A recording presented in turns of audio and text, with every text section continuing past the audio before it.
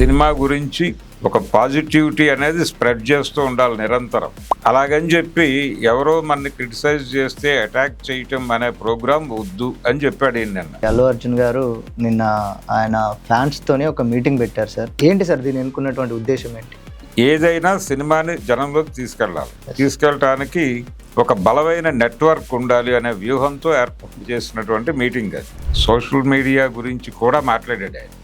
మాట్లాడి ఇక్కడ ఒకళ్ళ మీద ఒకళ్ళు దాడులు చేసుకోవటం ఎక్కువ జరుగుతోంది, దానికోసమే వినియోగిస్తున్నారు, కానీ అది దానికి మాత్రమే ఉపయోగపడే వేదిక కాదు అనేది చెప్పాడు ఆయన. అన్ని రాష్ట్రాల నుంచి అభిమానుల్ని పిలిచి రేపు రిలీజ్ అవబోతున్నటువంటి సినిమాకి సంబంధించిన ప్రతి అప్డేట్ని మీరు మీ పేజెస్లో ప్రమోట్ చేసుకుంటూ వెళ్ళండి సార్. అంటే ఇది సినిమాని ముందుకు తీసుకెళ్లడమేనా? దీని ఇంకా రాజకీయంగా ఏమైనా ఉద్దేశం ఉందా? ఈ నెట్వర్క్ ఏర్పడిపోయిన తర్వాత ఈ నెట్వర్క్ని ఎలాగైనా వాడచ్చు కాబట్టి ఆ ప్రోగ్రామింగ్ లో భాగమే. ఇప్పుడు ఆయన రేపు పొలిటికల్ పార్టీ పెట్టినా ఆశ్చర్యం లేదు. Black and black dress code కూడా పెట్టుకొని వచ్చారు సార్. ఎవరి మీద నిరసనగా చూడాల్సిన అవసరం లేదు. ప్రస్తుతానికి నిరసనలు ఏమి లేవు. అంటే వచ్చే ఎన్నికల్లో ఈయన రాజకీయ పార్టీ పెట్టినా పెట్టకపోయినా ఈయన ప్రభావం ఏమైనా ఉంటుందా? అంటే ఈయనతో ఒక టైఅప్ పెట్టుకున్నారు అనుకోండి ఏదైనా పొలిటికల్ పార్టీ, ఈ నెట్వర్క్ ద్వారా వెళ్తుంది కదా సార్. అంటే తెలుగు రాష్ట్రాల్లో మళ్ళీ సినిమా గ్లామర్ ని ప్రజలు ప్రోత్సహించే అవకాశం ఉంటుందా సార్ రాజకీయంగా? సినిమా అనేది ఇప్పుడు సినిమాకున్న గ్లామర్ ఏం కాదు, నోన్ ఫేస్ అంతే. ఆ నోన్ ఫేస్ అనేది అడ్వాంటేజ్ దేనికైనా. ఇప్పుడు లాస్ట్ ఎలక్షన్ లో ఆయన ఒక పర్టికులర్ పార్టీకి సంబంధించిన చేయలేదు. నిజానికి చాలా వ్యూహాత్మకంగా మాట్లాడాడు. చంద్రబాబు, పవన్ కళ్యాణ్, బీజేపీ కూటమి పరమ దుర్మార్గం, అందుకని తను ఎన్నుకోండి అని కూడా చెప్పారు.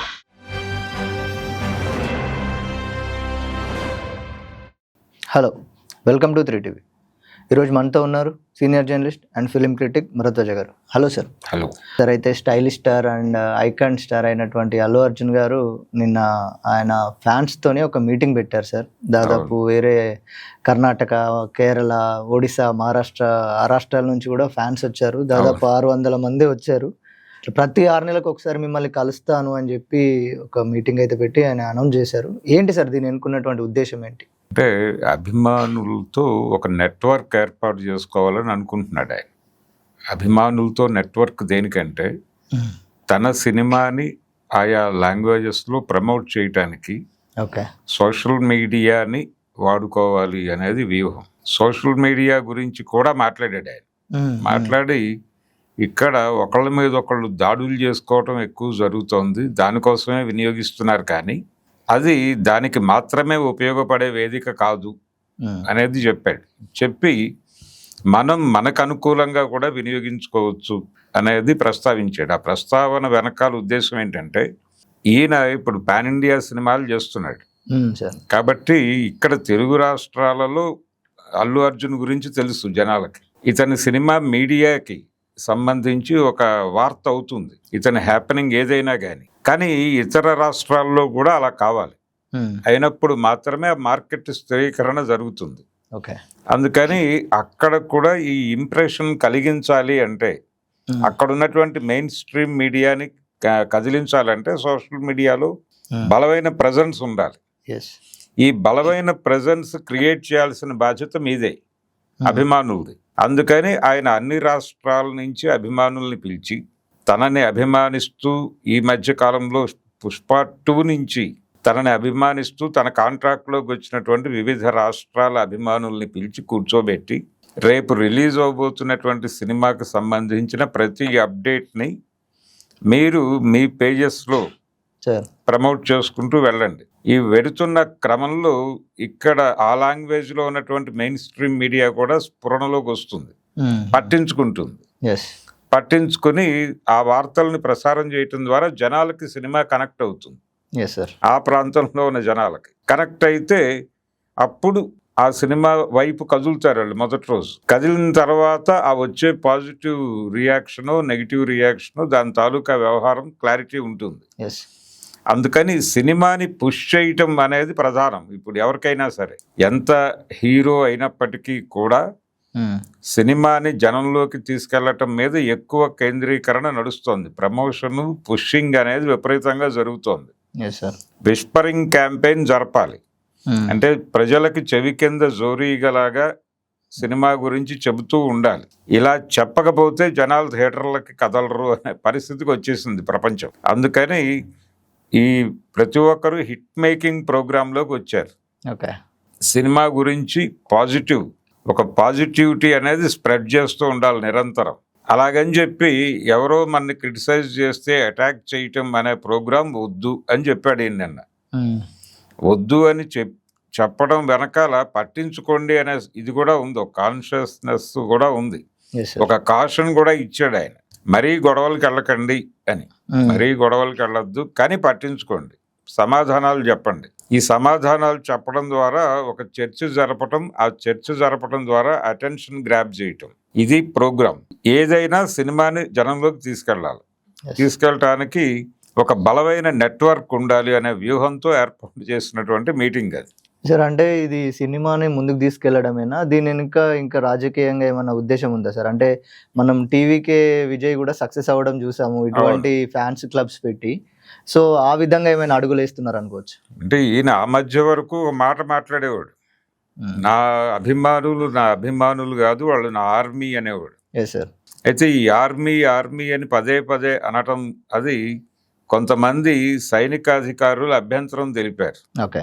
ఇలా మాట్లాడటం బాలేదు, మమ్మల్ని గాయపరుస్తుంది, మా మనోభావాలు గాయపడుతున్నాయి, దేశం కోసం పనిచేసేవాళ్ళు, పోరాడేవాళ్ళు, వాళ్ళని ఆర్మీ అంటున్నాం మనం, మీకోసం పనిచేసేటువంటి వాళ్ళని కూడా ఆర్మీ అనేయటం సబబా అన్నట్టుగా ఒక లాజిక్ ఏదో పట్టుకొచ్చారు వాళ్ళు. కానీ నిజానికి సైన్యం అనే మాట చాలా సందర్భాల్లో వాడతాం మనం. ఇది తప్పేం కాదు, ఆర్మీ అని ఆయన అనటంలో తప్పుందని నేనైతే అనుకోవడం లేదు. అనుకోవచ్చు, కానీ వీళ్ళ అభ్యంతరం చెప్పిన తర్వాత ఆయన ఆ మాట వాడటం తగ్గించాడు. నిన్న జరిగింది కూడా ఒక రకమైన ఆర్మీ మీటే. ఈ ఆర్మీ మీట్లో అంటే సైన్యం అనే మాట ఎందుకు వాడుతున్నారంటే, వీళ్ళు ఒక క్రమశిక్షణతో కూడిన ఒక గ్యాదరింగ్ ని సైన్యం అంటే అదే అర్థంలో వాడుతున్నాడు ఆయన. కాబట్టి ఆ అర్థంలో వాడటం తప్పేం కాదు. మనం అనేక సందర్భాల్లో అతడే ఆమె సైన్యం లాంటి నవలలు కూడా చదివేసి ఉన్నాం. కాబట్టి అక్కడ సైన్యము అంటే ఆర్మీని గాయపరచడం కాదు, అంటే ఆ అమ్మాయి పర్పస్ ని సర్వ్ చేయటం కోసం అతను ఒక సైన్యంలా పనిచేశాడు అని. అంటే బలగం అనే మాట కూడా సైన్యం లాంటిదే. కాబట్టి ఆ సెన్స్ లో తీసుకుంటే ఆయన వాడింది తప్పేం కాదు. అలా ఈ ఆర్మీ అనేటువంటి ఒక నెట్వర్క్ ద్వారా ఆయన తన సినిమాల్ని ప్రమోట్ చేసుకోవడం కోసం నడుస్తోంది ఇది. కానీ ఈ నెట్వర్క్ ఏర్పడిపోయిన తర్వాత ఈ నెట్వర్క్ ని ఎలాగైనా వాడచ్చు, దేనికైనా వాడచ్చు. అంటే వన్స్ ఒకసారి కూర్చోడానికి అలవాటు పడితే, ఒక సిట్టింగ్ లో కూర్చోటానికి అలవాటు అయిపోతే, ఈ ఫర్దర్ గా ఆయన చెప్పిన మాట అదే, 6 నెలలకు ఒకసారి మనం కలుద్దామని ఒక సదస్సు ఏర్పాటు చేసుకుని కూర్చుందాం అనటం వెనకాల ఉద్దేశం అదే. ఎప్పుడు ఏ అభిప్రాయం కలుగుతుందో చెప్పలేం, కలిగినప్పుడు ఆ అభిప్రాయాన్ని చెప్పి దీన్ని జనంలోకి తీసుకెళ్ళండి అని చెప్పచ్చు. పొలిటికల్ ఎంట్రీ ఇవ్వాలనుకున్నా కానీ వీళ్ళే వాహకులు, అంటే ఎక్కడికక్కడ జనంలోకి విషయాన్ని తీసుకెళ్తారు. ఈ నెట్వర్క్ ను చూపించి కూడా భయపెట్టచ్చు అవతల వాళ్ళు. ఈ లెవెల్ నెట్వర్క్ ఉంది మాకు అనేది కూడా తన కెపాసిటీని ప్రపంచానికి చాటి చెప్పడం అనే ప్రోగ్రామ్. ఇవన్నీ ఒక రకమైన ప్రమోషనల్ యాక్టివిటీని, అంటే పర్సనల్ ప్రమోషను, సినిమా ప్రమోషను, ఇవన్నీ కలిసి నడుస్తాయి దీనిలో, ఈ నెట్వర్కింగ్ లో. అందుకని ఈ నెట్వర్క్ ఉన్నవాడే ప్రస్తుతం ఆస్తిపరుడు. మీరు అంబానీలు, అదానీలు అంటున్నారు, కానీ సినిమా ఆర్టిస్టులకు ఉండేటువంటి అడ్వాంటేజ్ ఏంటంటే వాళ్ళకి విస్తృతమైనటువంటి అభిమానులు ఉంటారు. అంటే మనకి ఒక పాత సెయింగ్ ఉంది, భగవంతుడు భక్తుల ద్వారా మాట్లాడతాడు, హీరోలు అభిమానుల ద్వారా మాట్లాడతారు. అలా అభిమానులతో తన అభిప్రాయాలు జనంలోకి తీసుకెళ్లటం కోసం ఒక బలమైనటువంటి నెట్వర్క్ ఉండాలి. అది మొదటి నుంచి ఉంది. అంటే ఫ్యాన్ బేస్ అనేది తెలుగు సినిమాకి మొదలైంది ఎన్టీఆర్ ఏఎన్ఆర్తో మొదలైంది, అది ఎన్టీఆర్తో విస్తరించింది. వాళ్ళని ఆర్గనైజ్ చేయాలి, ఏదో ఒక యాక్టివిటీకి వాడాలి అనే కార్యక్రమం మొదలైంది ఎన్టీఆర్తో.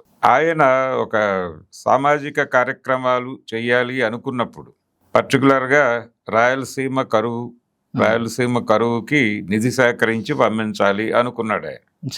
ఎందుకంటే ఆయన సినిమాలకి అది బిగ్గెస్ట్ మార్కెట్ అప్పుడు.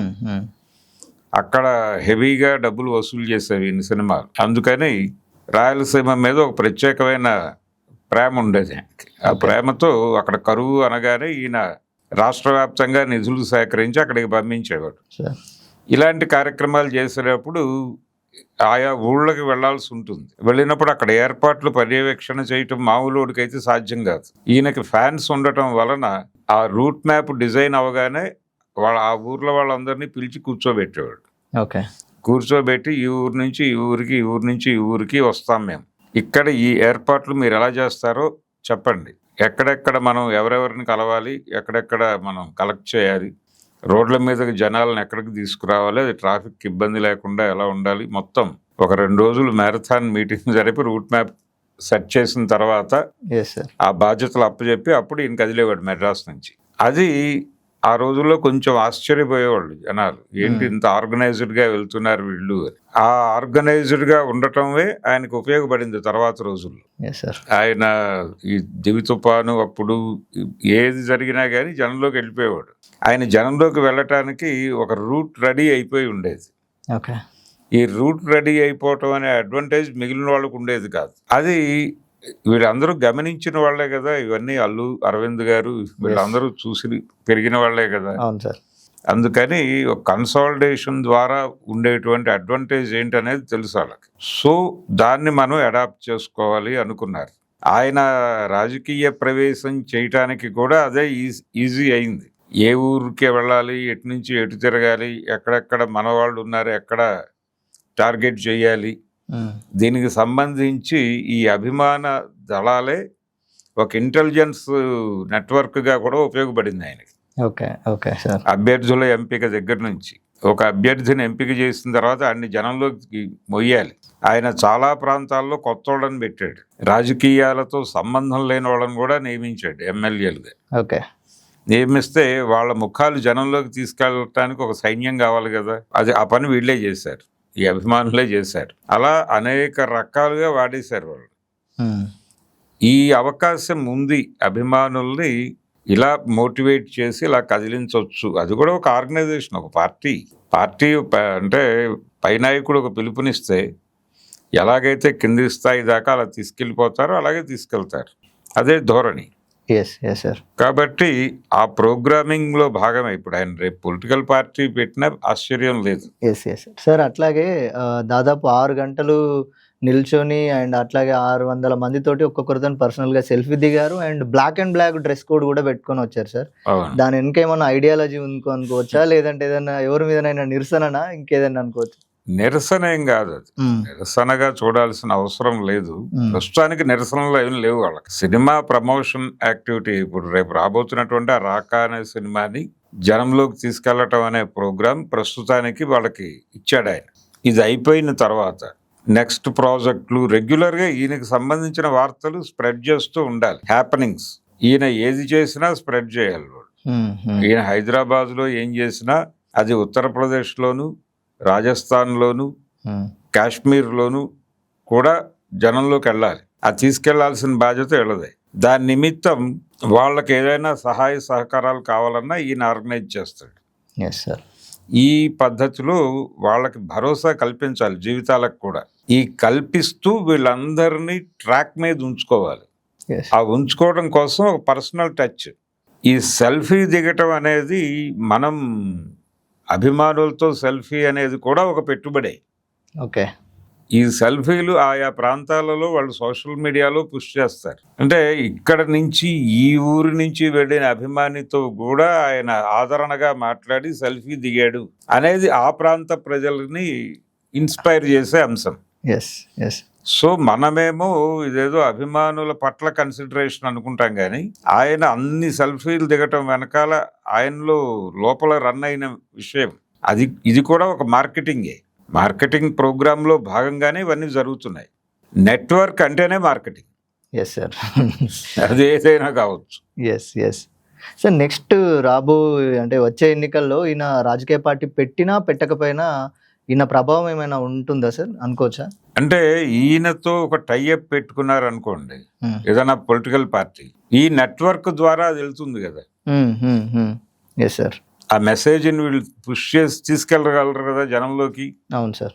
సో అలాంటి ఒక నెట్వర్క్ ఉంటే దేనికైనా వాడొస్తుంది. కూర్చోబెట్టి కన్విన్సింగ్గా చెప్పేస్తే, ఇలాంటి మీటింగే ఒకటి పెట్టి మనం ఇలా అనుకుంటున్నాం అని, ఇప్పుడు మొన్న కాక్రోచ్ జనతా పార్టీ భారతదేశంలో విద్యా వ్యవస్థ లోపాలు అని మాట్లాడాడు ఆయన, వెంటనే స్టూడెంట్స్ కనెక్ట్ అయిపోయారు కదా, అంతే. అలా కూర్చోబెట్టి ఒక చిన్న మోటివేషనల్ ప్రోగ్రామ్ పెట్టేస్తే వీళ్ళు ఏది కన్వే చేయదలుచుకున్నారో ప్రపంచానికి, ఏది కనెక్ట్ చేయదలుచుకున్నారో అది వీళ్ళు తీసుకెళ్ళిపోయి కనెక్ట్ చేసేస్తారు. Yes yes sir. కాబట్టి ఈ బలమైన నెట్వర్క్ దేనికైనా ఉపయోగపడుతుంది, ఏ పని చేయటానికైనా. ఓకే. అందుకని ముందు అసలు నెట్వర్క్ ఉంటే చాలు. నెట్వర్క్ అనేది మార్కెటింగ్. అందుకనే మీరు ఒక మాట చెబితే జనంలోకి తీసుకెళ్ళగలిగినటువంటి పరిస్థితి ఉంది కాబట్టి ఆ రోజుల్లో రేడియో కానీ లేకపోతే మరొకటో టీవీలో పేపర్లో ఇవన్నీ అడ్వర్టైజ్మెంట్, ఒక అభిప్రాయాన్ని ప్రజల్లోకి పుష్ చేయడానికి ఉన్నటువంటి వాహకాలు.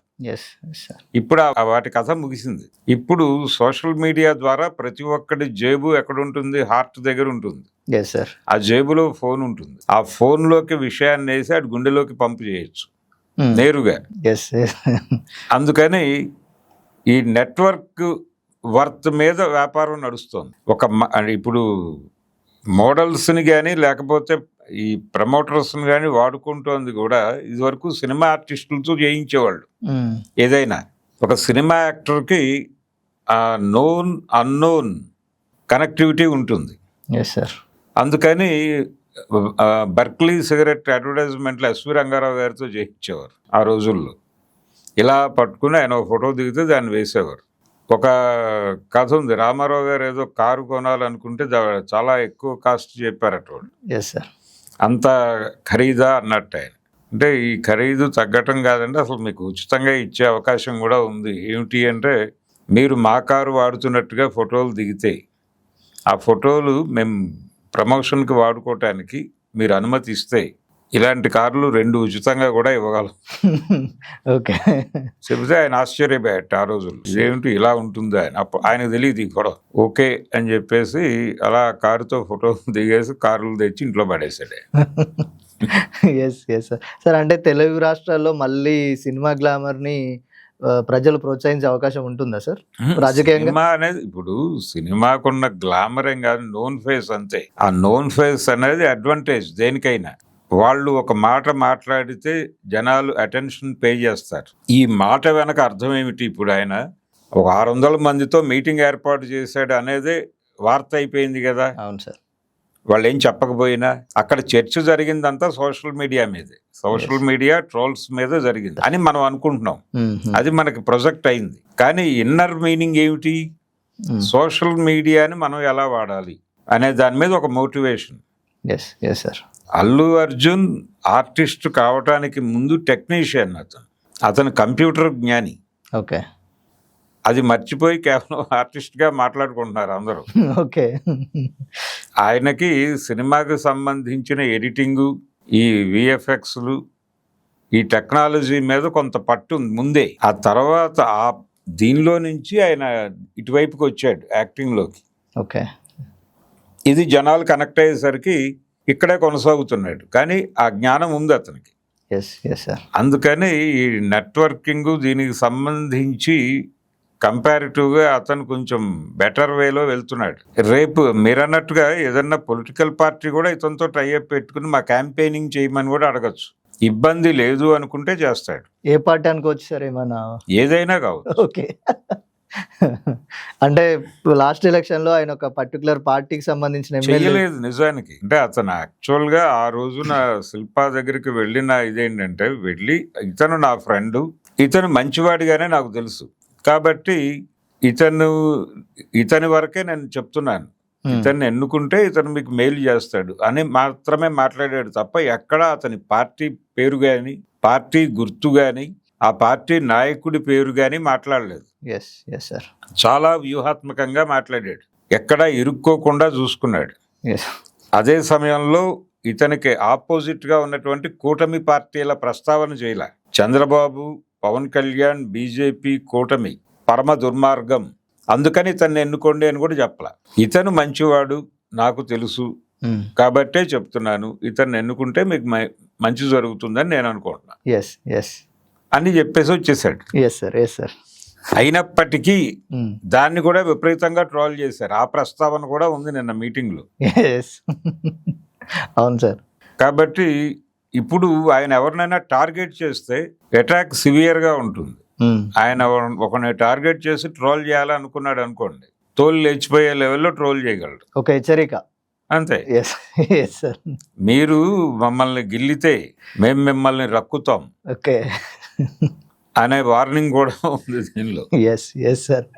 సో ఇది అల్లు అర్జున్ ఫ్యాన్స్ అసోసియేషన్ పేరుతో నిన్న నిర్వహించినటువంటి మీట్ వెనుకున్నటువంటి విశ్లేషణ. అది రాజకీయం కావచ్చు అండ్ సినిమా కావచ్చు ఇంకేదైనా కావచ్చు, మొత్తం మీద అల్లు అర్జున్ అయితే ప్రజలకు దగ్గర అవ్వడానికి ఒక అసోసియేషన్ పేరుతో ముందు కదులుతూ ఉన్నాడు. భవిష్యత్తులో ఎలా ఉంటుందో ముందు ముందు చూద్దాం sir. Thank you sir. Thank you.